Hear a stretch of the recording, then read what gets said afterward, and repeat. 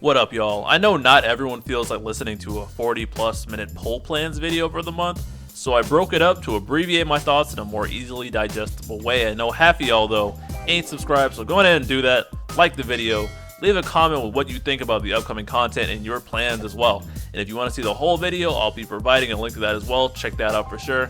Thanks a million, and now let's get into what you're really here for, alright? Transcendence 2 and Faris. Faris is getting a rework, albeit a minor one, unfortunately. She gets Splash on her skill 1, and that's really just it. 50% Splash, okay. No more hits. And she gets Inherent Element and Overflow on skill 2, which is good for guaranteeing she'll always hit weak damage. Her C50 now buffs parties I Brave and M Brave. Okay, kind of random, but acceptable. Her skill 2 attack down and defense down additionally get buffed to be 70%, which is very high. Very nice. 70% defense down. Oh yeah. Her LD is a triple single target HP attack with refund in between all attacks and splashes afterwards. And it drops an LD debuff. It's a new one. So now Faris has 5 debuffs. It's a lightning, water, wind, and peril with 20% brave damage up.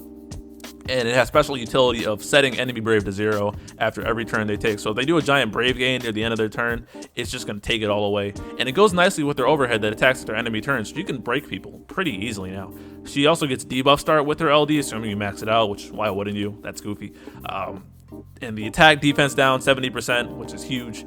M Brave 30% poison, and her LD debuff for 4 turns. That's 5 debuff slots off the bat if Faris is in the party, and using LD applies them for 8. Her call ability is her skill 2, which dispels and debuffs, and she has debuff start and puts them out, obviously. And the LD call, it's just the attack, but it also has debuff start, which is nice. Unfortunately, the LD call only applies the debuffs for 4 turns. Both calls, like I said, trigger the debuff start, which is not nice for a pocket defense down, potentially stacking up Jack's call. So if you put Jack's call and Faris's call up at the same time, that is a, 70 plus 50% defense, is it? I actually still to this day do not know Jack's debuff numbers, but it's good. Just depends on your team if you need those debuff slots. But anyways, she has Unity, high armor for some reason, even though she's a debuffer. I guess since her defense down is already so big, they didn't want to give her that extra 20%. Feels bad. More defense down would have been cool, I guess, but she makes everyone hit harder, so the Unity could be useful. I don't think this is huge for Faris, personally. Wow, I almost said Paris. Anyways, what do I think about Faris? I think she deserved a better rework, because her skills are still kind of tragic, but she is not there to do damage. Gotta remember that.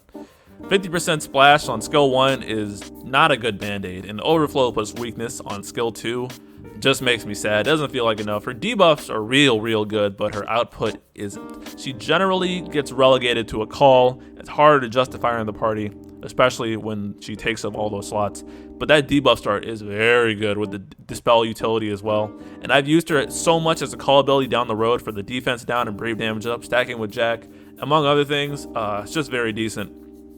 I have actually softened my stance on pulling for call abilities after Lufenia Plus, and I think she's pretty valuable.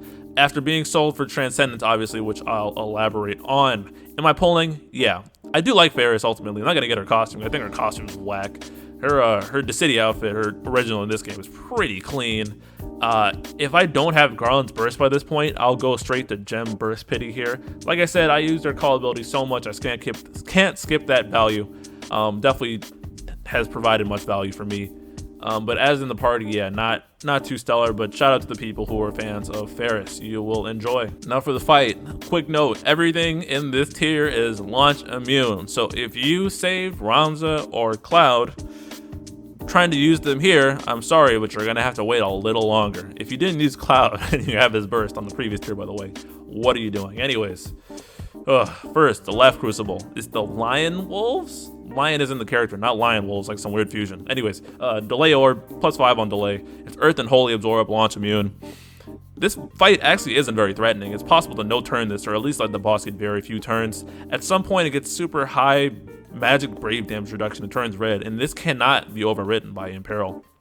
At HP thresholds, for some reason, it kills its own ads and sends itself backwards, but then it ends up bringing them back. Weird. Overall, this fight is just pretty straightforward. There's one notorious video of Garland soloing this tier with his burst, but why would you do that? Seriously, I hope anyone who watches my videos is smart enough not to solo a Transcendence with the burst unit. That is so redundant. What are you saving? You're saving LD units that are very easily swappable? Stop it. It's just a weird flex. You're already burning a burst character.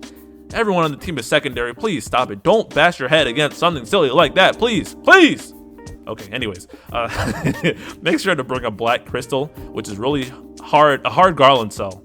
But otherwise, good characters to run here are Lightning. Y'shtola, I mean, obviously run Garland if you got him. He's definitely the MVP for this stage and the tier as a whole. I think he doesn't even need burst to be good here. Y'shtola has delay on stone and batteries through stuff, so the anti-magic parts aren't a big deal. And Earth Absorb just means someone else can re-break later. Aranea can delay. Some people even got Emperor through, even though he of the high magic resist, so it's definitely possible. A lot of options, but as long as you bring a black crystal and a delayer, you're generally good. I know Machina can fit that black crystal role well, but if Machina really is the next burst in JP and you're running a burst alongside him, you might end up having 2 bursts in this tier, so that's something to consider. Obviously down the road, you could just switch them around, but again, something to think about. Who am I running? So in JP, I did Onion Knight, Garland, and Aerith. Onion Knight had the burst, Garland had no burst. I still don't have Garland's burst at this point in JP. But Onion Knight swapped Garland back, and then Aerith sped everything down to stack alongside Garland's, so the boss barely got turns, and Onion Knight's burst phase helped everyone turn into a nuke, and this fight got pretty much clapped. This is probably one of the easier Lufenias we've had in a while. Since I plan to have Garland's burst this time around in Global, I'm going to run Garland, Ignis, and Reno. Ignis for buffs, Garland for delays and burst energy, and Reno for physical defense down. We're about to be doing all kinds of damage all fight. It's going to be great. High turn rate Ignis, so the boss gets less and less turns. Physical defense Reno, cap the whole fight. It should be cake. Now the fight on the right Crucible. We have the Sid robot chickens. Robot chicken. It's weak to fire, lightning, weak and dark inherently, and it's ice resist. So Cellas won't have as happy as a time. Unlaunchable again in case you forgot, and it's immune to HP silence. The orb is on weak damage, you get +1. So they expect constant weak damage and or off turn weak damage, which is a very hard sell for Faris. They get framed debuffs, including HP damage resist. So if they get a turn, you want to dispel that ASAP because that's just tanking your damage. Blocking all their buffs is valid provided they don't already have any up. Get rid of them if they are up, and just make sure you can hit weakness damage and just kill it. Another pretty much simple fight. These Crucibles are a lot simpler compared to the past two.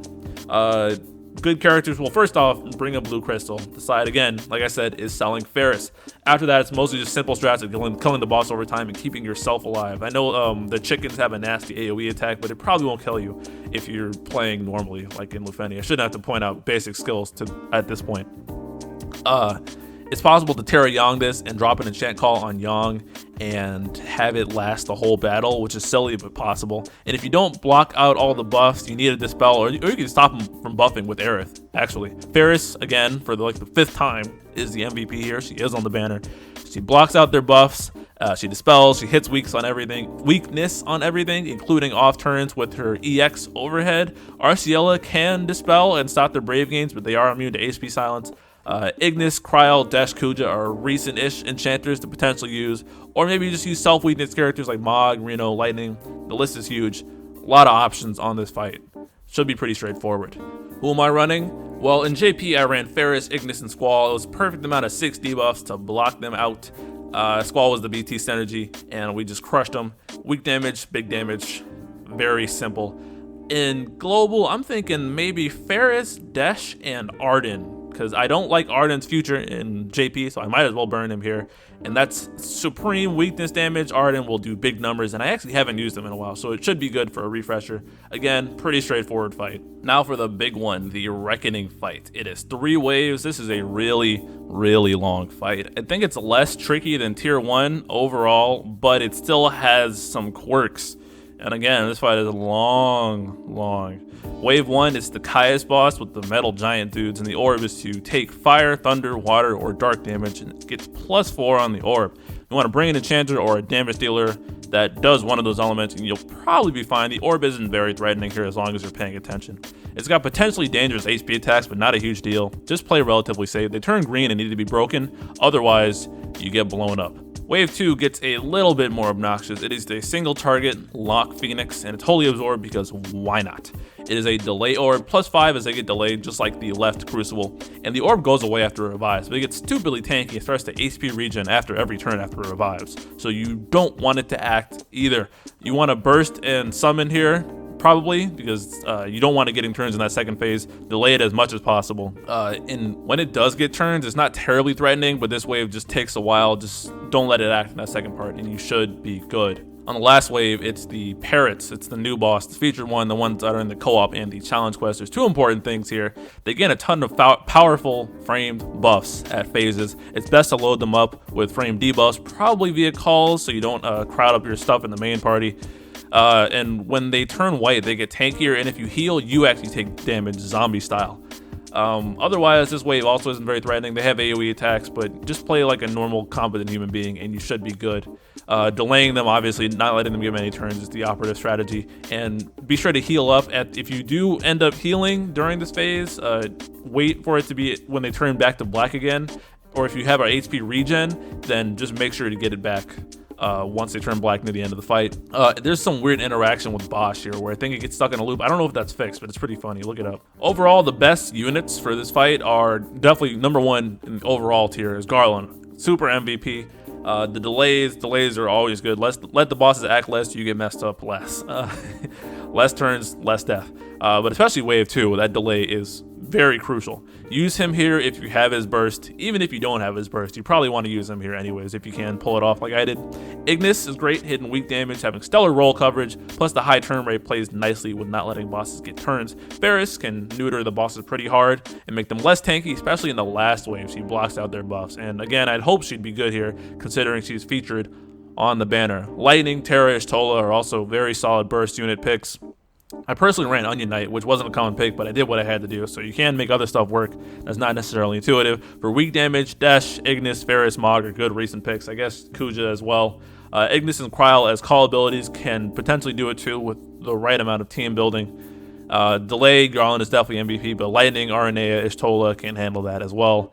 And the last wave debuff blocking can be accomplished via calls, but units like Ami, Italian, and Faris can work for it in and out of the party. It's definitely a lot easier to mix and match on this tier versus tier 1. Definitely a challenge, but a fun one, I think. I think they kind of hit right where the fight should be. It's just, the fight is just really, really long. Who am I running here? Well, in JP, I did Onion Knight Burst, Garland LD, and Ignis LD. Ended up working with some finesse once I truly understood the fight. Here, I'm going to be basic. Garland Burst, Ignis LD, Faris LD. Very basic, should handle the fight steadily. And that's it. Hope y'all enjoyed the clip and found it informative. I do try my best, generally. If you haven't already done so, please like the video, comment what you think and your plans, and make sure to subscribe to my channel for more great content. The full video is linked, so check that out as well. Continue showing love. Good luck, everybody. Peace.